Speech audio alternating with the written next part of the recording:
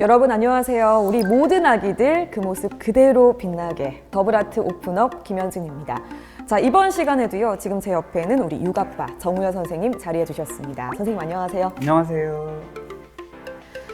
우리가 계속해서 이 심리적인 이야기, 엄마 아빠의 그런 역할, 육아에 대한 전반적인 이야기를 계속하고 있는데요. 이번에는 행동에 대한 이야기로 한번 좀 집중해서 해보려고 합니다. 감정이라든지 뭐 생각이라든지 결국에는 이 몸과도 다 유기적으로 연결이 되어 있다고 보거든요. 자, 그런 점에서 신체적인 컨디션이 굉장히 중요한데, 그런데 제 주변 보면은 다들 아기를 키우는 사람들은 한 가지 공통점이 잠을 진짜 못 잔다는 거더라고요. 그래서 잠을 못 자면 사람이 금방 피곤해지고 지치기 쉽고 짜증도 잘 낼 수밖에 없고 이게 악순환이 계속 되는 것 같은데 이걸 어떻게 하면 좋을까요? 네네. 저희가 초반 강의에서 말씀드렸다시피 잠이라는 게 사람의 감정 조절에 굉장히 중요한데 네, 아이러니하게도 엄마가 되는 순간 잠을 못 자죠. 맞아요. 그리고 그 상태가 지속이 되고 그래서 잠을 못 자는데 그럼 어떻게 잘 자냐, 내가 아이를 돌보지 말아야 되는 거냐. 그러니까요. 아이랑 같이 자면은 통잠을 잘 수가 없는 건데 자꾸 네. 깨는 건데 네. 그러면은 뭐 아이 없이 자라는 얘기냐? 바로 그거예요. 아이 없이 자는 훈련을 정기적으로 해야 돼요. 근데 지금 시청자분들은 아이가 또 많이 어릴 거라서 그게 감이 안 오실 거예요. 네. 아이를 어떻게 내가 없이 자냐? 각방을 하라는 거냐? 그게 아니라 그건 우리나라 문화상 여러 가지 생각해 볼 것들이 있고, 하지만 최소한 일주일에 한 번 이상은 엄마가 아이 없이 푹 자야 돼요. 그래야지 이게 어느 정도 회복이 됩니다. 네. 그러면은 일단 생각할 수 있는 게 엄마는 아이랑 떨어져 있고 아이는 누가 데리고 자냐? 아빠죠. 아빠 육아의 연장선일 수도 있는데 네. 바로 엄마의 잠을 회복해주기 위해서 아빠의 역할도 굉장히 중요해요. 근데 많은 분들이 또 그런 생각을 해요. 특히 일을 안 하시는 엄마분들은 남편은 일을 하는데 아이를 데리고 자면은 통잠 못 자고 피곤할 텐데 그러면 일에 지장이 있지 않을까. 바로 그거예요. 그걸 알면서 자기는 그걸 하는 거예요. 그러면은 내가 잠 못 자고 피곤한 상태로 아이를 돌보면은 아이를 돌보는 데 지장이 있는 거예요. 그렇죠. 아이 돌보는 게 일하는 거 이상으로 고도의 집중력과 여러 가지 능력이 필요한데 그게 이제 훼손된 상태로 아이를 돌보는 걸 인정하는 거예요. 그래서 아무리 이제 남편이 일을 하고 내가 일을 안 한다는 가정을 하더라도 네. 최소한 일주일에 한 번은 내가 아이 없이 자야 되고 남편이 아이를 데리고 자야 되고, 이거는 빠르면 빠를수록 수월해요. 아이가 보통 한 6, 7개월 때쯤 낯을 가리는데 네. 그때 많은 아이들이 잠잘 때 아빠랑 자는 것 자체에 낯을 가려요. 나는 엄마랑 항상 잤는데 엄마가 안 재우면 거부하는 거, 잠을 안 자는 거. 그래서 제일 효과적인 거는 처음부터 이게 나를 데리고 자는 사람이 아빠인지 엄마인지도 모르는 그때부터 네. 정기적으로 아빠가 데리고 자는 거가 너무 중요하고, 그 시기를 넘었다 한들 그때부터 또 시작을 하면 되는데 문제는 엄마분들이 그 고비를 못 넘어요. 왜냐면은 아이가 거부하거든요. 아이가 엄마 부르고 엄마랑 자고 싶어 하고 아빠가 데리고 잤더니 안 자고, 남편 역시도 힘들어하고. 그렇죠. 근데 그거보다 더 중요한 고비는 내가 마음이 불안해서 남편한테 한번 어떻게 맡겨봤더니 밤에 아이가 막 울고 낑낑 대는데 남편은 계속 코골 면서 자는 거예요. 아이의 그런 미세한 요구나 이런 것들을 전혀 대응을 안 하고 그냥 자는 거예요. 그러면은 엄마 입장에서는 너무너무 이제 불안해져요. 그렇죠. 그래가지고 뭐 딴 방에서 잔다는데 그 방까지 가가지고 또 남편 막 깨우고 안 일어나고 꼬집고, 그래서 남편이 아침에 일어나 보면 내 다리가 왜 멍들어 있지? 막 이러면은 아무것도 기억 못하는 남편을 보면서 너무 불안하거든요. 근데 제가 꼭 해드리고 싶은 얘기는 이게 과연 남녀 차이일까?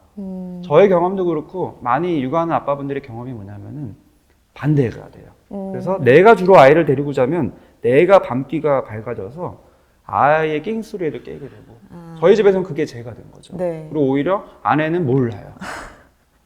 저는 또 불안하고. 네. 근데 이런 게 역시 남녀 차이라기보다는 아이를 데리고 자면 잘수록 생기는 그런 밤기인 거예요. 물론 이게 통잠을 못 잔다는 단점도 있지만 그만큼 경험을 자꾸 해야지 그게 되는 거라서 네. 아빠한테 그 경험을 자꾸 시켜주면 되는 거예요. 그럼 자기도 모르게 밤에 아이의 요구에 귀를 기울이게 되고 조금은 선잠을 자게 되기도 하고, 그다음에 아빠가 사실은 아이의 그런 미세한 요구들을 놓치고 잠을 잔다 한들 또 그게 오히려 아이에게 통잠에 도움이 되는 수면 교육의 장점인 측면도 있고 그래서 오히려 엄마가 너무 과도하게 반응하고 과도하게 불안해하면서 밤에 못 자는 게 안 좋은 점도 있을 수 있고 그래서 남녀 아빠 엄마가 함께 아이를 번갈아 가면서 재우는 게 좋지만 아무리 상황이 너무 다르다 쳐도 최소한 일주일에 한 번은 아빠가 아이를 데리고 자는 게 중요하다.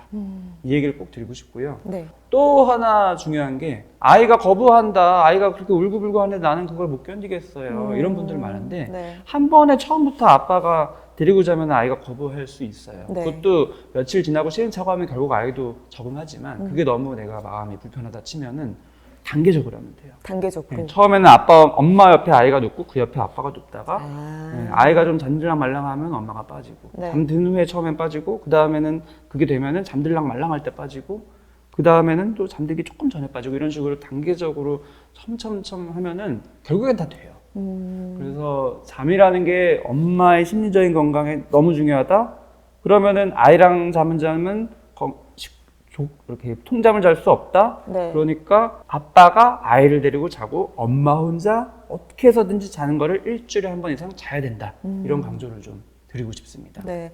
처음부터 뭐 완벽하게 이게 다 세팅이 될 수는 없겠지만 그래도 조금씩 단계별로 이렇게 아빠와의 시간, 아빠와 잠을 같이 자는 시간을 조금씩 늘린다면은 네, 아무래도 엄마가 좀 그래도 일주일에 한 번 정도는 깊은 잠을 잘 수 있는 그런 날이 자주 생기지 않을까라는 생각이 드는데요. 사실 수면도 수면입니다만 신체적으로 또 계속해서 컨디션을 관리하려면 또 운동도 해야 되고 잘 먹어야 되고 여러 가지 고려할 것들이 많을 것 같아요. 네, 그 세 가지가 사실 제일 중요하고 강조드리는 신체적인 건강, 이게 기본이죠. 네. 먹자운. 지금 뭐 자는 얘기 드렸지만 네. 이제 먹고 운동하는 거 역시도 중요한데 역시 엄마가 되면서 못 먹고 맞아요, 새끼 너무 불규칙적으로 먹고 그렇게 먹다 보면 억울하게도 대충 먹는데 살이 찌고 이런 악순환을 경험하는데 네. 사실은 먹는 거 진짜 중요한데 규칙적으로 챙겨 먹는 것도 중요하고요. 또 내가 먹을 때 오롯이 4시간을 확보해서 여유롭게 먹는 것도 중요하고요. 그래야지 또 양도 조절되고 더 중요한 거는 먹는 즐거움을 놓치면 안 돼요. 많은 분들이 먹는 건 내가 살기 위해서 억지로 쑤셔 넣는 거 이런 게 되면은 내가 먹고 싶은 것도 못 먹고 그 먹는 낙을 자꾸 놓치게 되거든요. 근데 내가 먹고 싶은 거를 여유롭게 규칙적으로 먹는 이 습관을 가지는 게 신체적인 건강 안정을 회복하는 데 너무 중요합니다. 근데 어떻게 해요? 아이는 어린데 내가 먹으려고 하면 아이는 계속 딴 거 해달라고 요구하고 맞아요. 아이가 잘 때는 내가 먹으면 먹는 소리 때문에 애가 깨니까 그럼 어떻게 하냐? 바로 역시 그 지점이에요. 아이랑 분리돼서 먹어야지 규칙적으로 여유롭게 내가 맛있는 걸 먹을 수가 있어요. 그러면 어떻게 하냐? 역시 제일 먼저 생각해 볼 건 아빠.